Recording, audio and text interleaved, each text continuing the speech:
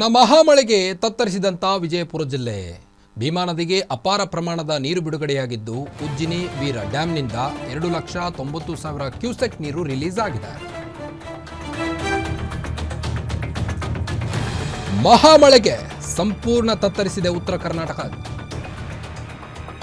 ವಿಜಯಪುರ ಜಿಲ್ಲೆ ಜನ ತತ್ತರಿಸಿ ಹೋಗಿದ್ದಾರೆ. ಭೀಮಾ ನದಿಗೆ ಅಪಾರ ಪ್ರಮಾಣದ ನೀರು ಬಿಡುಗಡೆಯಾಗಿರುವಂಥದ್ದು.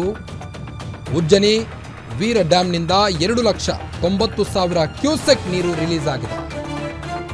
ನದಿ ತೀರದ ಗ್ರಾಮಗಳಲ್ಲಿ ಹೆಚ್ಚಿದಂತ ಪ್ರವಾಹದ ಭೀತಿ.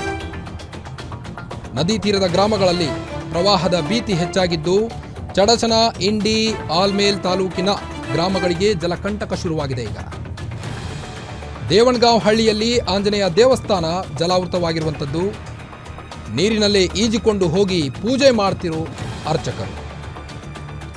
ಆಲ್ಮೇಲ್ ತಾಲೂಕಿನ ಕೆಲ ಗ್ರಾಮಗಳಲ್ಲಿ ಮನೆಗಳಿಗೆ ನೀರು ನುಗ್ಗುತ್ತಾ ಇದೆ.